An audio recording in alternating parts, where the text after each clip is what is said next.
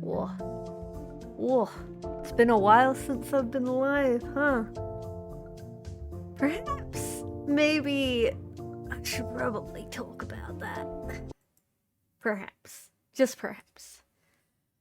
Okay. So, I've been away for a month.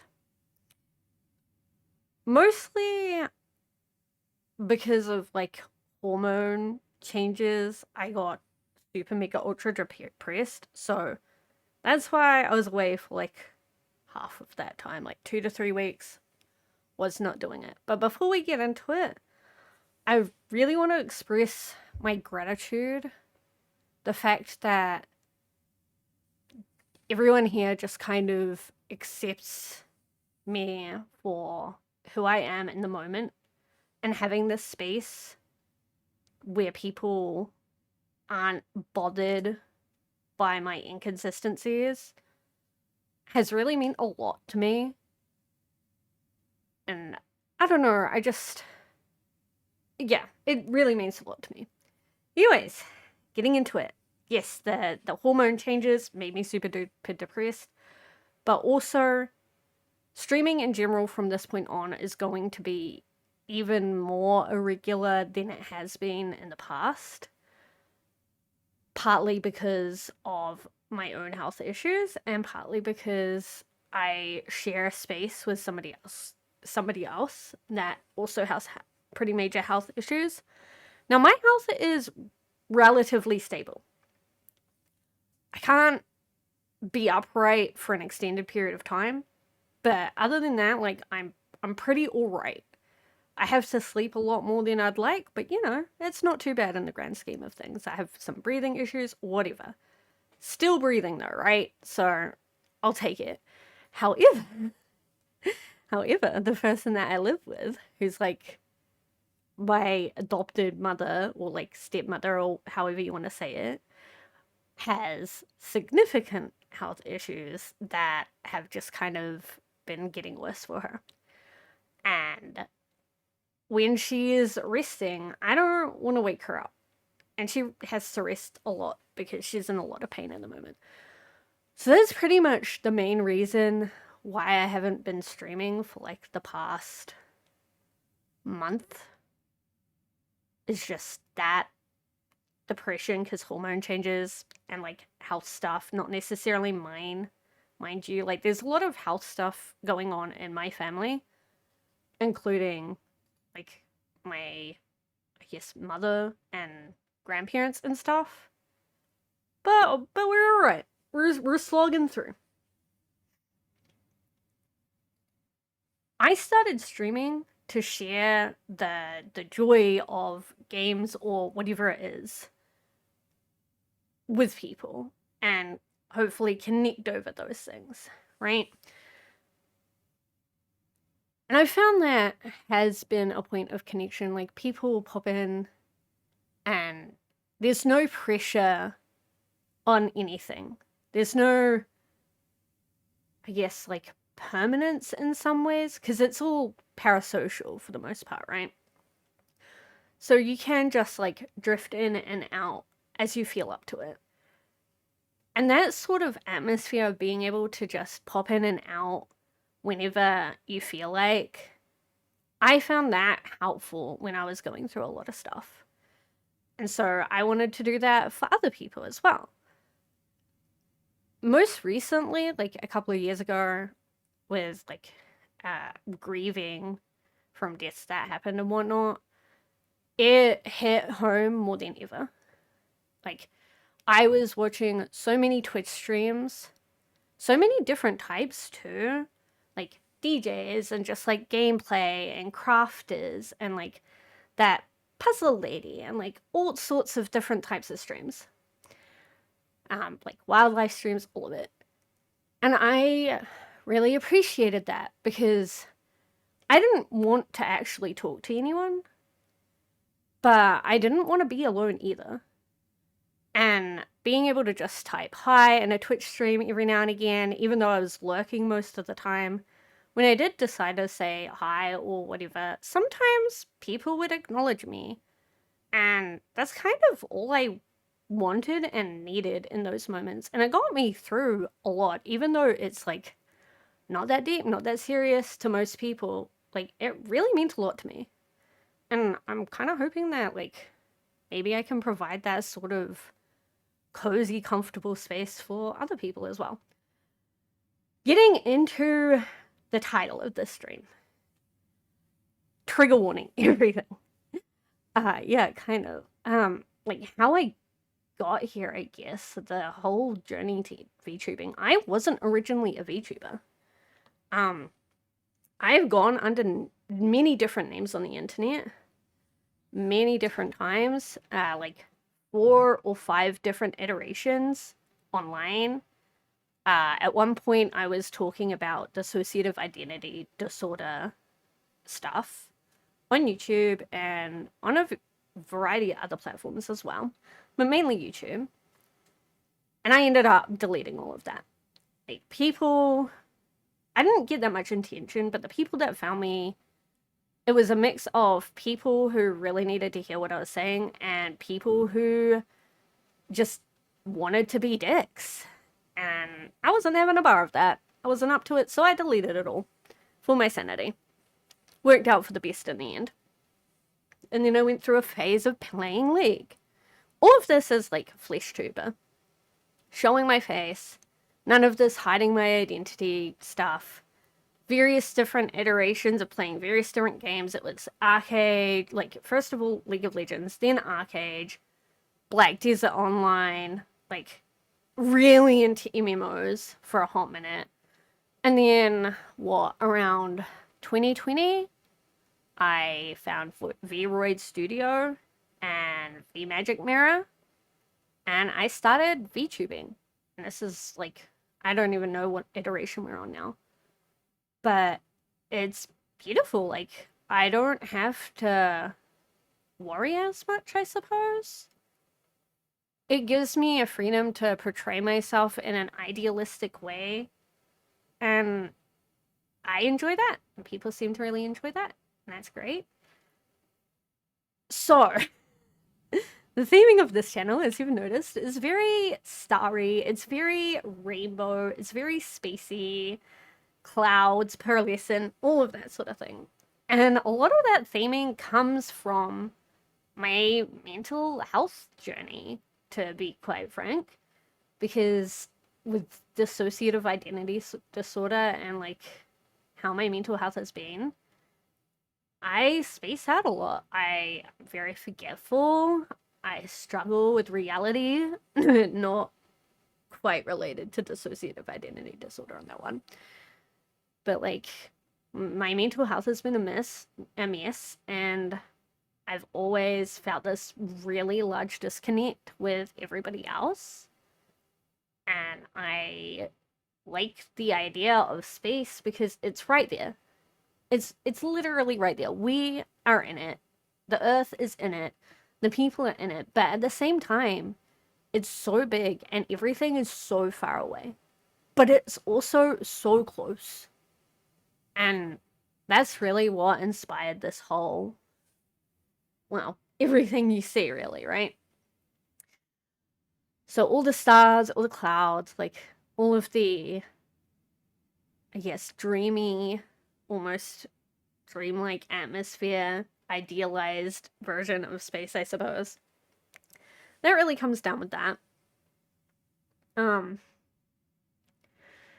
General thoughts on using, like, with DID and the, like, I guess, studies or information that's out there about it, especially when it comes to the understanding in the medical realm.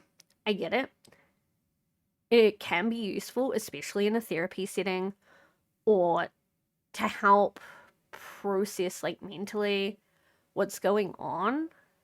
But also, a lot of it I never really connected with. A lot of the descriptions of how things work, or how multiple personalities are formed, or any of that, I never really connected with it. So I don't know. I guess the best way to approach it is to talk about my experience with DID. I'm really nervous about that because I've talked about it before and it didn't always go well.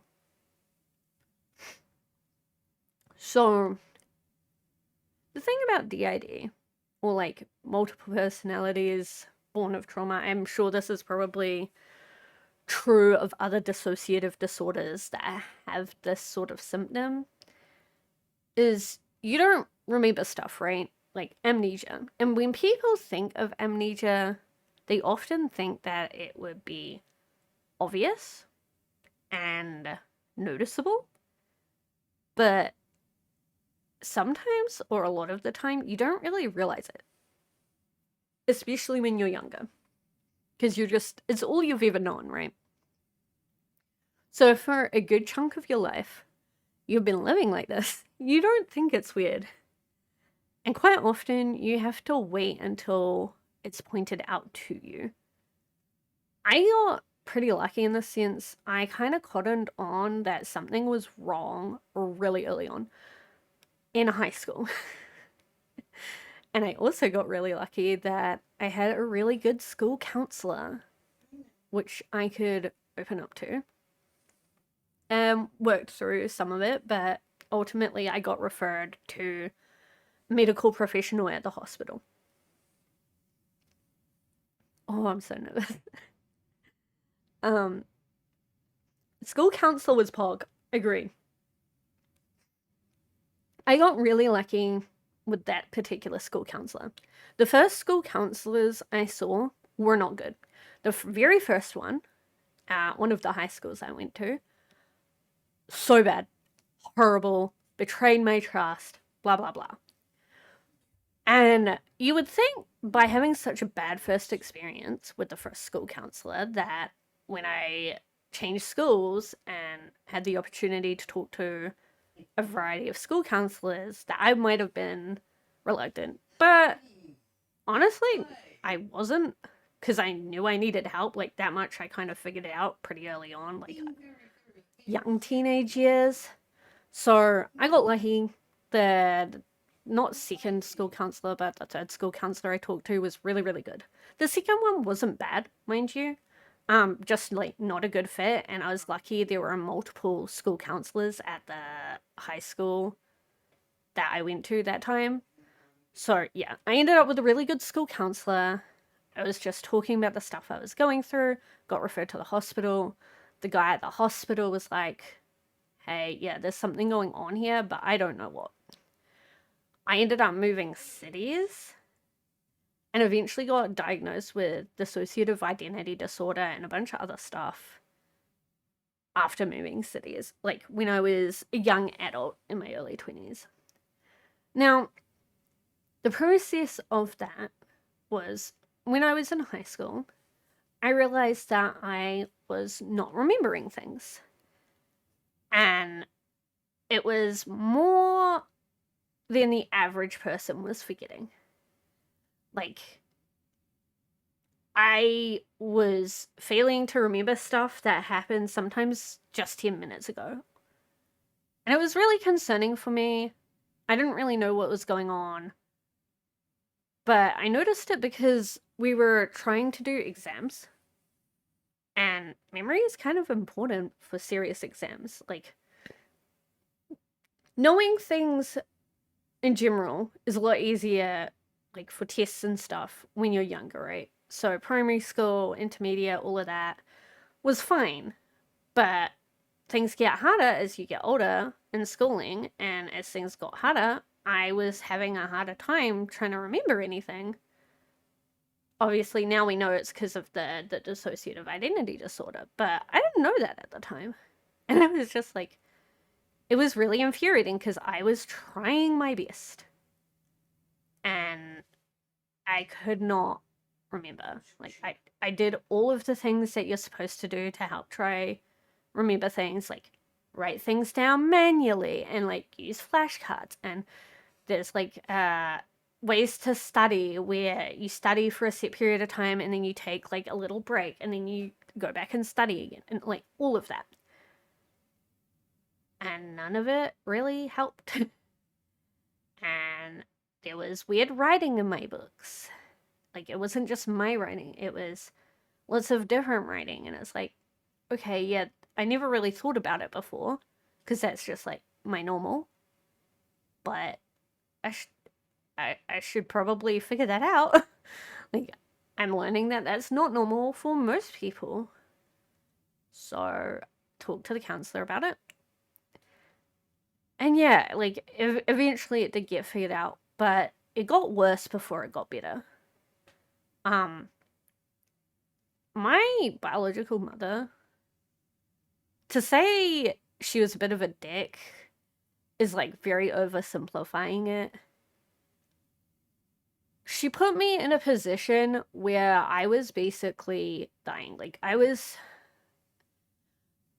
25 kilos up until I was about 15, and then I doubled my weight in a year because I started stealing like other kids' lunches, basically. As fucked up as that is. And I like started stealing from the supermarket. And then I started like not using the money I was given to take the bus to school.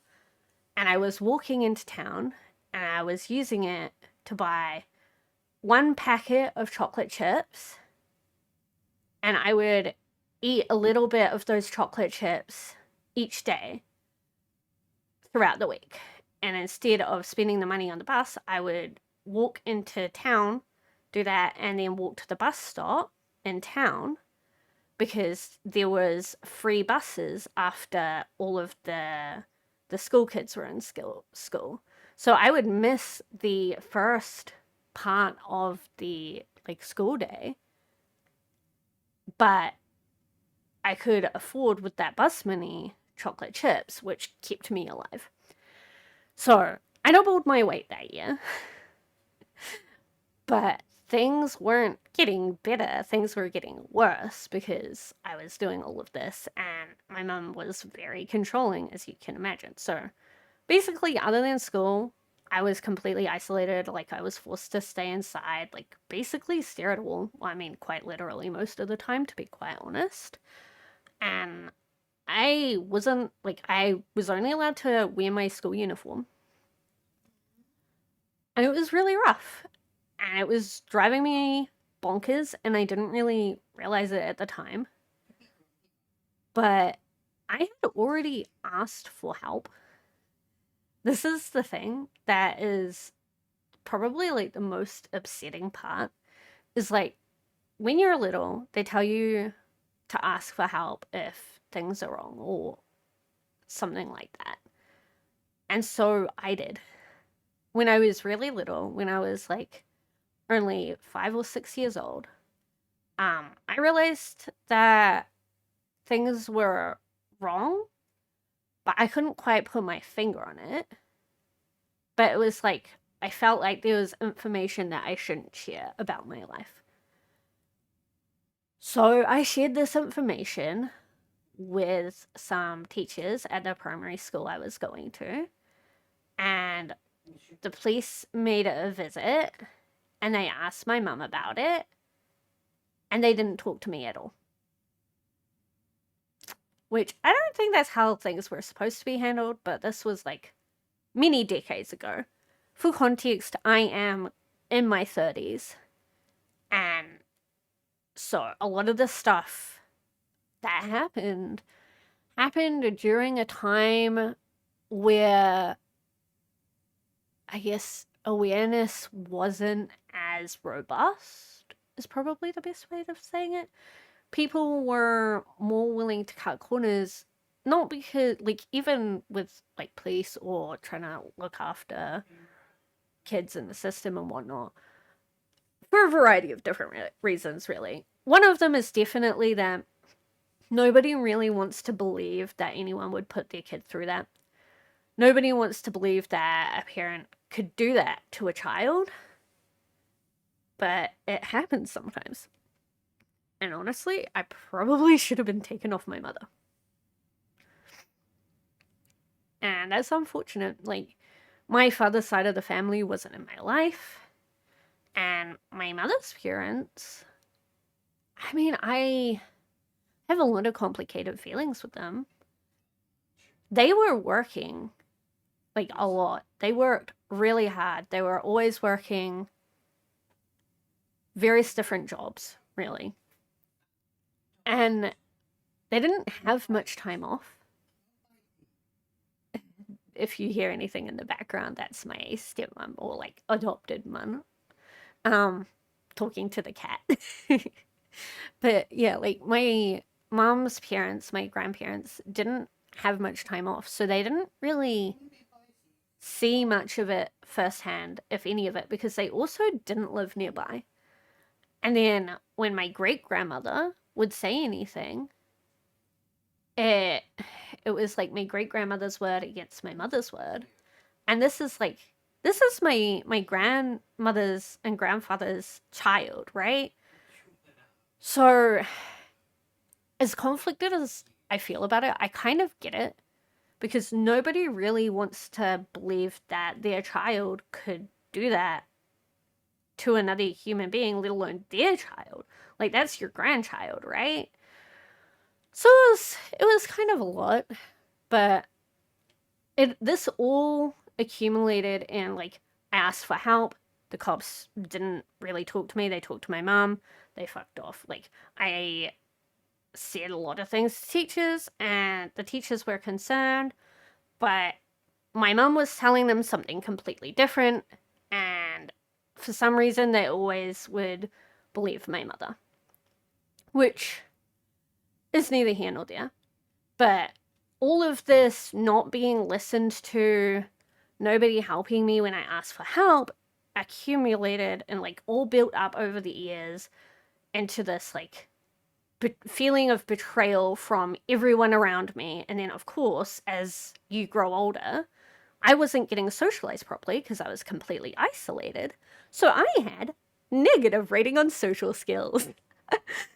I'm a little bit better now. It's still not great, but like as a teenager, that's a lot. And all of it, just, I ended up getting more and more enraged at the whole situation, more and more upset. Like, I finally found this person, the school counselor that was helping me, but that was after 2 school counselors that weren't very helpful, and one was outright a dick, to be quite blunt. So it's like, oh, I'm finally got this like little dot of light, little dot of hope amongst it all. But I was still going through hell. And I was fighting for everything I got. Like, every little meal, like, I was stealing, like, ketchup packets or, like, anything that had any edibleness. Like, at one point when I was 6, yeah, when I was 6, I was eating grass because I was just that starved. Like, I was literally just eating grass. I was told not to eat grass by a teacher at one of the schools I went to, but I had nothing else to eat, so I kept on eating grass. It's like, it's sad, but also it's kind of funny in a way. Like, this is, I've been telling these teachers that, hey, like, this is my situation at home. It's not okay. Like, this is what I've been put through at home. And I'm eating grass because I have nothing else to eat. The cops get called and nothing happens. And then all these years later, like, I'm stealing from the supermarket. I'm stealing like other people's lunches. I would say I'm sorry to the people's lunches that I stole all the way back then, but I'm not sorry because honestly, if I didn't do that, I would have died. And I don't always enjoy being alive, but I would rather give it a good go, all things considered. So this all built up with all this rage and sorrow and feeling of betrayal and like people bullying me and like all of this sort of stuff, to a point where I ended up getting kicked out of high school because they thought I was a risk to the other students. Looking back on it now, I don't blame them because, like I said, the cops had already been called before and nothing happened. So it's like, what else can they do, really? Like, legally speaking, not much. And yeah, the cops got called ages ago, like when I was like 5, 6. But still, like, as a 17-year-old, yeah, I would have been 17 at the time, getting kicked out of high school, thinking back, I'm like, well, what else can they do? Like, they don't know the cops got called, to be fair. They probably should have done that. But here we are. So I ended up being trapped at home with my mother, who was extremely abusive and wouldn't let me do anything and extremely isolating. And I ended up completely snapping. I snapped. I was pretty determined that I was gonna stab her and then kill myself because I could not see any other way out of it. Like, everything I had done everything that I had been told that I should do if I ever was in a bad situation, and nobody helped me. And I was lucky that somebody stopped me, but it was just by chance that that person happened to be there and stopped me. And if I had been fed any more than I had, if I had actual muscle available to me, they would not have been able to stop me. However, because I was extremely malnourished, they were able to stop me with relative ease. But that led to me being put in 24/7 monitored care. And that was really good for me in a lot of ways. I was in that for 3 months. And then I was just released into the world with no support whatsoever. And no family that I could really rely on. To be quite honest, it was pretty rough, but we got through it, right? We, like, attempted murder, 24/7 monitored care, and then released back into the world. If I had been 18 instead of 17 when all that happened, I would probably be in jail right now. But I was 17. So, lucky me, I guess? But this is the thing, right? Like, I got released without any support or anything. And recently, I got the records from ACC, from the Sensitive Claims Unit, to look over some stuff. Because, like I said, dissociative identity disorder, I forget a lot of stuff, right? But these guys have records of it. Because it's all, like, they have to do it for the legal stuff. And I looked through those records, and they had recorded that my mum was making contradictory statements that were different to what she was actually doing, and different to what I was saying and doing. And still, they recorded my malnourished state as an eating disorder. Yeah, I was pretty pissed off when I read that. But anyways, so that's, like, what I remember, right? Like, what I know happened. I've got the photo evidence, I suppose. Like, there's photos of me throughout the years, like, school photos in school photo books. And it's very, very physically obvious. Now, why am I telling you all of this? This is more so that you can understand a lot of where I'm coming from, and a lot of the reason why it's hard for me to be consistent. Like, my lack of consistency is largely because of my interesting state of mental health, right? So all of this happened, and of course, I'm still just living as I've always lived, not really knowing any different. Not really living any different, in the sense of I didn't know what else to do. And this led to a problem where, because my dissociation was so severe, while sometimes there was different personalities, like there was different me's, right? Like, kind of like a fruit salad with all these different fruits, or like a fruit bowl at this point, because it's not really any communication or knowledge of what the other me was up to or whatever. But the dissociation aspect is probably, I would say, the most debilitating thing about dissociative identity disorder.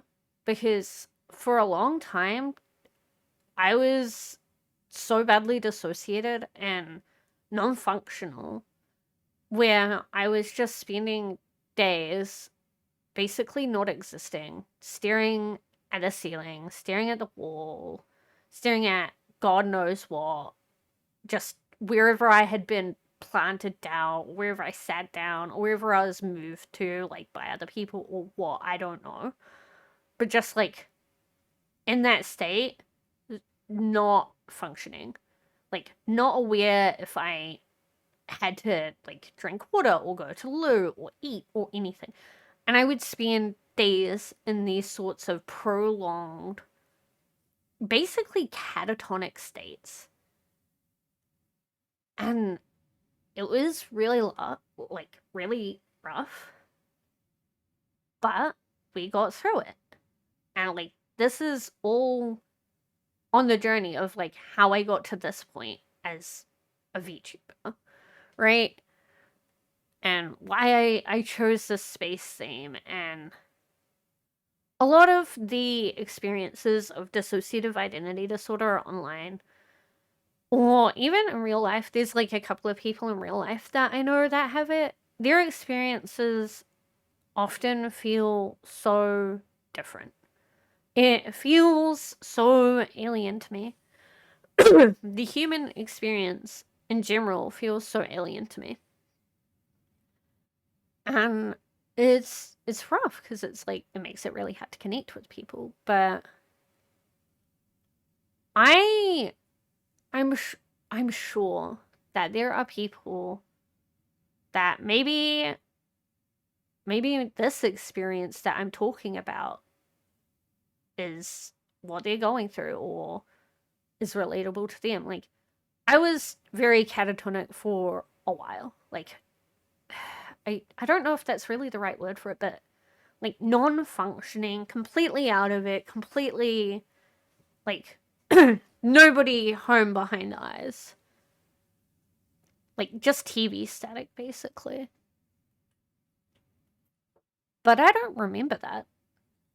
I know that from the people that were around that have told me after the fact, like in my moments of clarity, they've told me these things.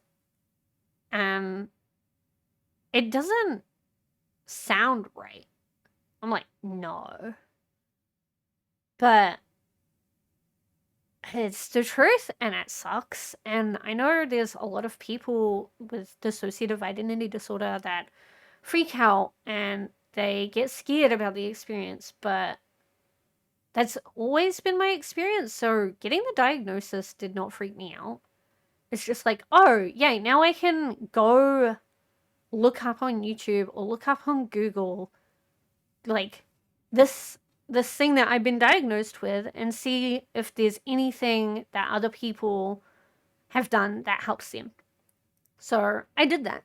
And it was like, oh, keep a diary, use lots of like post-it notes, all of that sort of thing. Like, try to remind yourself in physical ways. Like, leave notes around the house, all of that. Now, that's all easier said than done. I did it for some time, use a diary actually. That was somewhat helpful. But post-it notes around the house kind of requires you to be living in a house and not be homeless. So that tip was not very useful for me whatsoever. But we're here now. I have a roof over my head now. Like, it was rough, but I managed to avoid getting addicted to, like, I didn't end up really doing any drugs. I tried weed, like, a few times. Learned pretty quickly that was not for me.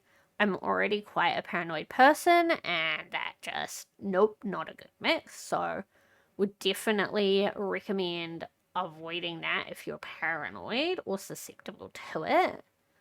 And like alcohol, I basically didn't drink alcohol for a really long time.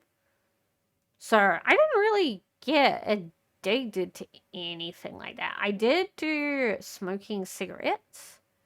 Now, part of the reason for this is I have asthma and some autoimmune issues, shall we say. And when you smoke cigarettes, it has a sort of like numbing sensation on the lungs, which makes it feel better temporarily. So I used to smoke for quite a few years. And I don't know when I gave it up. I just stopped one day because it wasn't really worth it anymore. And that was God knows when. God only knows when, because I don't think anybody else does. A while ago, before COVID, probably, I guess in my mid-20s, huh? But at some point, it just stopped being useful, so I just stopped. But I got pretty lucky. Like, I didn't get addicted to anything. I, like, the pre-2017, yeah, that would be about right. Mid-20s. Yeah. So, like, I got pretty lucky with that I didn't end up getting into drugs, that, like, ended up getting addictive or whatever. The people, like, I didn't always have the best people around, but I got lucky in the sense of, like, the people that wanted to screw me over the most, like, the worst types of people, did not end up doing that. Like, I did not end up interacting with those types of people for the most part. Like, I got lucky that about that. And I think that's because despite it all, like because of what happened when I was 17, because of the attempted murder stuff, like I've been walking around with the mindset for a very long time, especially through all the different hardships and like less bad people that have kind of screwed me over in various different ways. I've been walking around with the mindset of like kind of kill or be killed for like a very long time. I'm not as on edge like that anymore, but for over a decade, like I don't even know how long, but over a decade at least, I've been walking around with that sort of mindset. Like, or if like anything happens, if this situation happens, if this line is crossed, if I'm uncomfortable, like the worst that can happen is that I die and the person that does me wrong dies also. And I'm not afraid to walk away from situations because I know that I can survive. I have survived one of, well, not the worst things that can happen to me, but it's pretty high up there, right? Like the stuff that my mom put me through is like pretty high up there on stuff I would not want to go through. And I survived that. And like when I think of things that are worse to go through, I think of like very violent human trafficking. I think of nuclear incidents, shall we say, where you're like end up melting essentially and becoming a puddle of a human. But it's like that's horrific because quite often the effects of radiation are slow and extremely painful. So that's like definitely worse than what I went through as far as I'm concerned. And like a certain amount of severe burns. So there's only a handful of things that I can think of that off the top of my head, mind you, not like going out of my way to think of anything, that are worse than what I went through. So I go through in life and I'm like, I know that most things I can survive. All of the horrible things, like all of the horrible outcomes that you can think of for standing your ground and not bowing to other people's bullshit, I can handle those consequences. Rather than becoming, like, a lot of people become people pleasers, right? And in some ways, I am a little bit. Like, I like to be liked by people, but not at the cost of my autonomy. And not if I feel like I'm being forced into something. Like, if I feel like somebody's trying to force me into something, I've got this mindset where I've gone through the worst things that a person can go through. Not literally the worst, we already covered that, but like, it's pretty high up there. I survived that. I can make it through this. As hard as it will be, I can make it through this. And I know that in the long run, it will be better. Because a lot of the worst things, like, it seems benign at first, but then it builds up. Like, an abusive relationship starts benign as first, and then it builds up. I've never had to experience that. Close friend of mine has, and it sounds horrible, but because of that mindset of like, oh, I've been through this, I can handle the consequences of like putting my foot down, I've never ended up in those sorts of situations. There've been situations where I know that there was people that were trying to take advantage of somebody who looked down on their luck, who looked like they would be very susceptible to being persuaded, let's say. And those people tried to target me, but a lot of the time, what I wanted out of life did not align of what they were trying to get me to do. So it just, like, it never happened. And I'm really lucky that that is the way that my mind went. Because I could have just as easily ended up in, like, this sort of situation where it's hard to get yourself out of because of, like, how your mind ends up responding to trauma. Now, the downside of how I've responded to trauma is that it's very difficult for me to feel the connections between people. So I do have some friends now.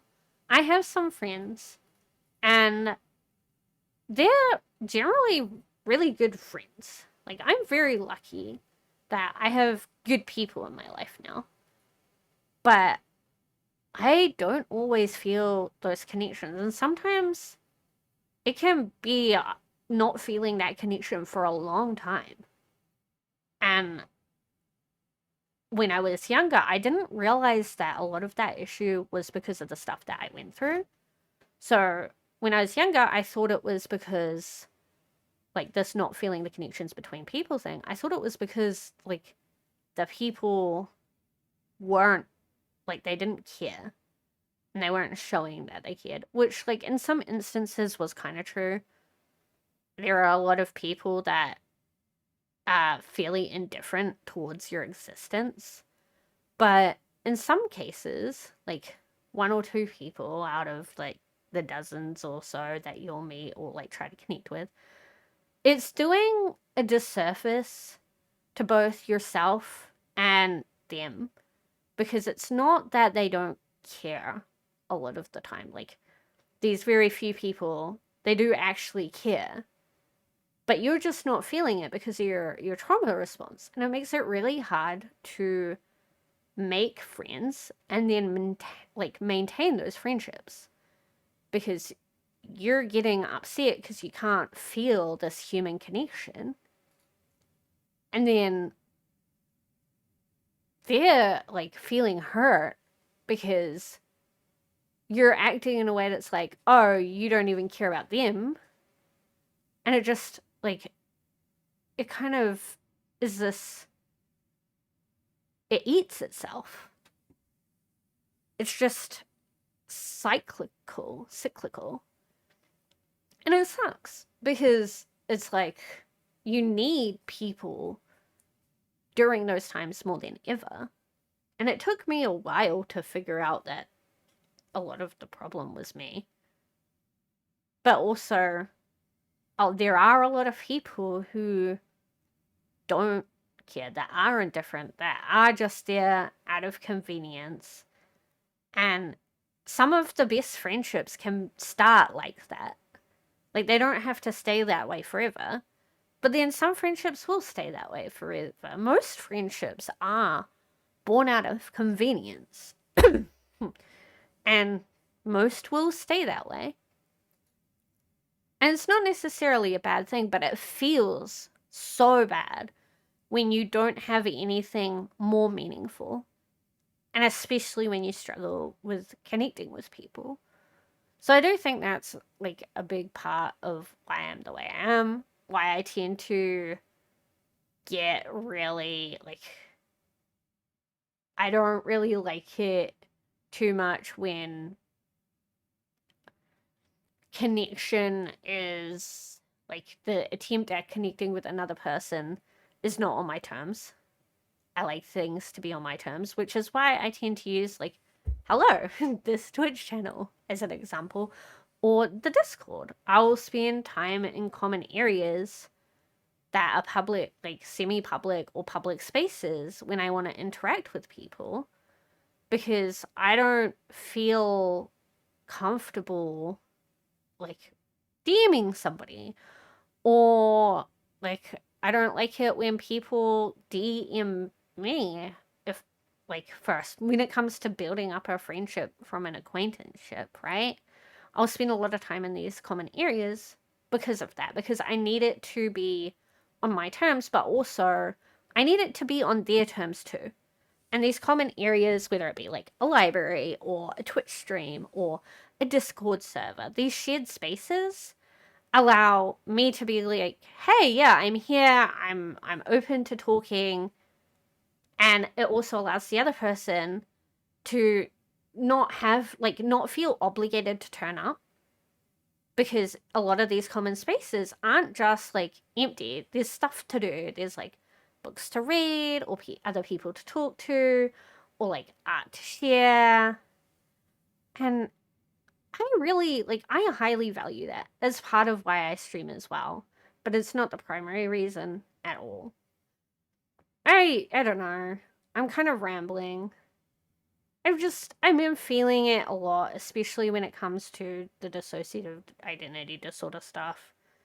I read some stuff recently trying to find experiences that are similar to mine, and I didn't really come across it. And I know that doesn't mean they don't exist, but the only other person that I like story wise that I've seen that has any real similarity is what that lady who got like lied and got a guy to kill her mother for her. Like that's the closest thing I can relate to. And even then that's still so far from my experience. And it's frustrating because you want to be able to relate to people, but on the other hand, you don't ever wish those sorts of experiences on anyone. So you've kind of got to grapple with that and just find the common ground in the emotional content, not necessarily the specifics. Because maybe not everyone, but most people have had the experience of struggling to make friends, for example. That's a very common experience.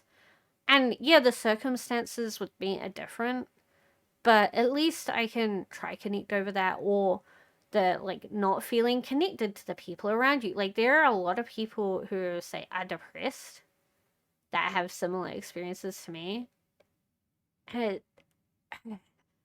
it's frustrating because it feels incomplete. It feels like a small part of the experience, like a small part of what I've been through. But it's the only way to meaningfully relate to another human being is to just like cut up my experience into little snippets, little tiny bits. Like I don't have a lot of common cultural experiences that a lot of people had, like certain movies that came out. I never saw them because I was super isolated growing up. I was not allowed to go outside. I was not allowed to move. Like I was literally forced to sit and stare at a wall. So I didn't have a lot of those common experiences. But I've had my freedom long enough now that there are some experiences that I hold on to that I can remember. And one of them is playing League of Legends back in 2014, 2015, 2016, like all the way to I think 2019. And I hold on to those experiences because they were really good experiences for me. And streaming. I really enjoyed streaming, even though it came with downside. I didn't enjoy YouTube as much. I don't like editing. But, like, that sort of stuff, I hold on to it. All these different, like, Twitch stream clips. Like, I wasn't there for a lot of them. But there are certain Twitch streamers that I'm like, yeah, I relate to some of the stuff that you're doing. I relate to some of the stuff that you're talking about. Even though it's a small snippet. The thing about Twitch streaming is there's no pressure because it's all parasocial, but there's still a connection there. And hopefully, despite my rambling and like being all over the place and inconsistencies and all of that, I hope I can share some of that with you guys. The things that bring light, the things that bring hope. Like, it doesn't sound like much, but simple interactions like that, they really did help me so much at my lowest points when nobody could be there for me because there was no one, or when nobody could be there for me because even though I had good people in my life, they have jobs, they have lives of their own, they have their own shit they're going through. Like, nobody's going to be able to be there for you 24/7, right? But the Twitch streamers were. The people who were alive were live streaming for many people. Sometimes it was only like 6 or a dozen, and sometimes it was like hundreds or thousands even. But it meant that I didn't feel alone in those times. I don't know, I really wanted to express why streaming is so important to me. And some of the history to give context of like why I chose this kind of pearlescent, rainbow, spacey, starry, cloudy, dreamy kind of aesthetic. It's not chosen just because it looks pretty. I mean, that does help, but it's chosen because that's a representation of both the disconnect I constantly feel between myself and other human beings, no matter how close they actually are to me, and also the representation of that same connection that I do sometimes get to feel from time to time of being so connected, not just to my friends, but also to the world. Like, sometimes I feel so incredibly human. And space so large and so small, and it's so fascinating. I love space stuff. It's so interesting, beyond my comprehension, mind you. But yes, that is my personal kind of experiences with dissociative identity disorder, especially that amnesia stuff. I've gotten a lot better with my memory in the sense of like, I know what I've done in a day. I can generally remember if I brush my teeth or like, I don't know, just like basic things I've done in a day. I might not remember them tomorrow, but I don't think that's really that important, mind you. And I still write things down. I'll write down a lot of stuff, like how much chocolate I've eaten, because that's kind of important. Like, dietary knowledge is important for talking to the doctor and stuff right there, right? So I write all of this stuff down. And it's all catalogued, like everything that I would need to talk to a doctor about, because I can't rely on my memory, but it's better than it used to be. And maybe it'll get better even now. I don't know. There is a lot of it. And the problem with the idea is, like, I don't feel like multiple people, obviously, because I am one person, in the same way that you are one person. But I'm just like, I know that I'm only one part. I'm one part of a whole, but I also, in and of myself, I am a whole. Like, I am my own person as much as anybody else. And the other parts of me also deserve that sort of respect. But also, I will take responsibility for the actions that I have done or will do, regardless of whether or not I personally remember it, in the sense of like, that's so difficult to describe. You can not remember something, but know that it was still technically you that did it or said that thing. And I try to take responsibility for that stuff as well, even if it feels like awkward or weird or whatever. Like, because it's still me. Like, it's still a part of the whole. It's like a slice of pizza. I don't know.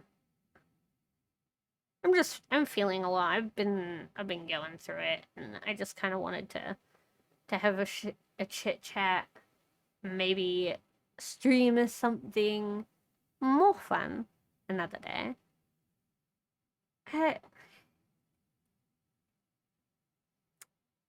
I really appreciate the ability here for you guys to just accept how I am in that moment and go with the flow and let me turn up when I'm feeling up to it, and you'll still be there. I very much appreciate that deeply. And I'll be making more emotes. I've made some already, but that's another thing about the idea is that I don't have consistent skill levels at all. Like, my skill levels for various different tasks will dramatically change. And it is infuriating because you'll be sitting there and you'll be like, I know how to do this. I've done this before. I know I've done this.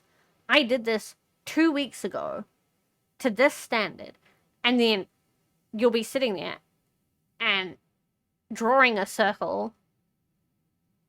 No matter how many times you draw it, it just looks like bad. Like, really, really bad. You're not trying to get it perfect. You're just trying to get it round. And it just, nope. Or like, you'll be trying to sew something and you'll just forget like 10 different types of stitches. And you'll just be stuck here with like one basic stitch. And you're like, well, I guess this will have to do. And sometimes that knowledge leaves you forever, and sometimes it comes and goes in waves. And it makes choosing to learn anything really difficult as well, because you'll be trying your best, and sometimes you just know that you're gonna have to do this exact same process to learn this thing like 10 times before 10% of it sticks in your brain. But we get there. I'm really hoping in the future things will be better. But I doubt they will be. But who knows? A lot of buts, a lot of rambling. I don't know, man. I've just been really emotional. It's been a while since I streamed. We have subscriptions and bits enabled.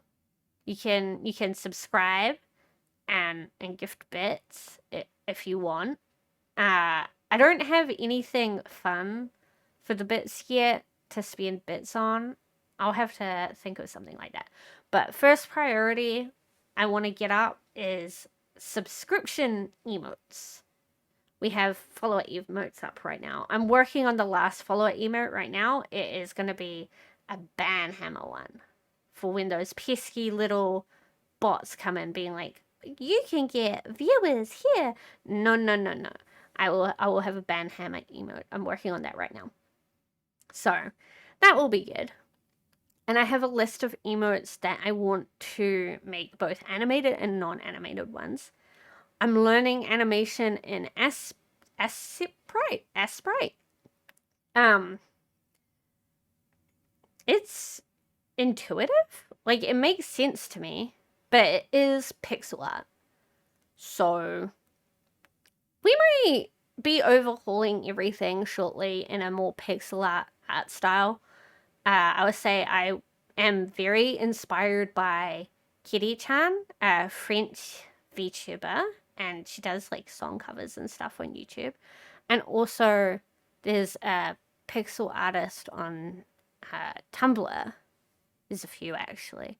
I'm thinking of, I think it's Tofu Pixel? I think that's what I'm thinking of.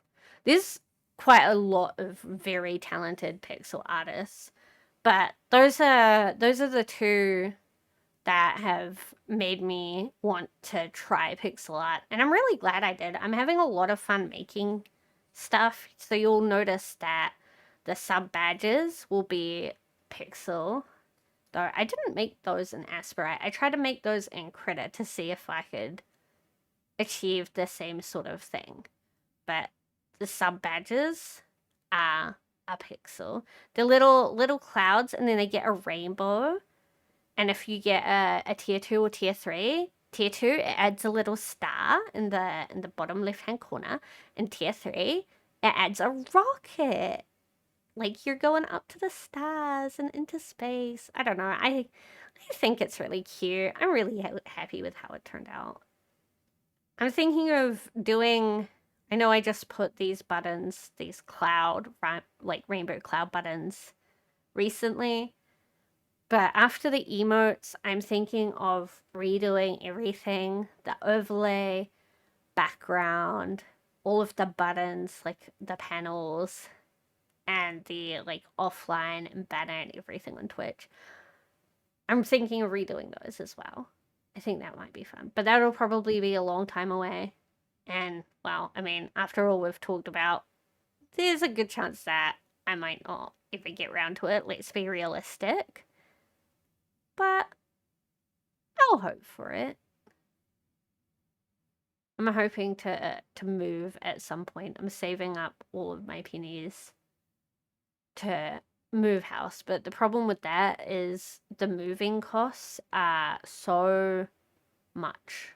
They're a very high cost to move because of, realistically, like, it's not because of my mother, but like, she's like my biological mother. My biological mother used to live where I'm living now, and she is a hoarder, and a lot of stuff has been left behind, and it all got water damaged. So it might be a while before I get out of here. But if I do manage to get out of here, I should be able to stream more often, because part of the reason why I don't stream as much, other than that all the house stuff that I talked about at the beginning, is also because I have neighbors and there's no insulation. Like, I live in an apartment building, but there's no insulation, so you can hear everything, which is not great. But it's affordable housing. It's not safe at all, unfortunately. And it's really not great for the fact that I have back issue. Like, I can't put a chair in the shower. There's not enough room. So, hopefully my house stays on this good side. Well, at least better than it was before. Oh yeah, I forgot to mention, like, I couldn't walk for like a year. And that really messed up with my mental. And that was only a few years ago. That was like 4 years ago? Question mark, question mark, question mark. Yeah, it's been a mess. I just found out that I'm celiac as well. So everything I had been eating was poisoning me slowly, and I almost died this time last year before it was figured out. But they figured it out, and now I'm doing much better. Like, I was sleeping pretty much constantly before, and now I'm awake for most of the day. So I'm not dying. I'm on the mend, and I can stand up now, and I can walk, and I can sit at a desk for much longer than I used to. But I do pay for it later, mind you. I don't know. I'm excited. The plan for future streams, I want to stream Digimon Storytime Stranger, because the last Digimon game I really enjoyed. I played it on the Switch. Digimon Story Cyber Sleuth, I think it's called. And I also played it on Steam. I don't know if I streamed much of it. But another one I wanted to get back to, in light of the recent Nintendo Direct, is Kingdom Hearts. I want to finish the Kingdom Hearts because that's a game that was very popular when I was younger. And like I mentioned earlier, like, I was super isolated, like, didn't have any real contact with any of that sort of stuff. So I want to finish it, just partly to say that I have played it, and partly because it's one of those things where I think I will enjoy it more after the fact. Like, I don't really enjoy the gameplay that much. The story is not it's not doing it for me. I don't hate it. And the gameplay is not bad. It is enjoyable, otherwise I wouldn't play it, right? But I think I will enjoy it more, especially with the new game that's coming out. That looks interesting. Obviously, we haven't really seen much of it, but all of the Kingdom Hearts games coming to the Switch before that, and then I don't know. I haven't seen any announcements about the Kingdom Hearts game other than in the Nintendo Direct that just happened. But I'm really excited for it. I'm hoping that maybe I'll be able to bond with some people closer to my age bracket by playing these sorts of games that came out back then. And maybe that will give common ground. We'll see. But for now, I think that's more than enough rambling. I think I've said my bit. I hope that you feel the gratitude that I have for you guys, and just like in general accepting me however I turn up. I don't mind if there are some questions when you guys pop by, but I do appreciate just how things are. And hopefully we can share more joy. Kingdom Hearts, Digimon Cyber, Digimon Story, Time Stranger, not Cyber Sleuth, I already played through that. And Pocopia is another one.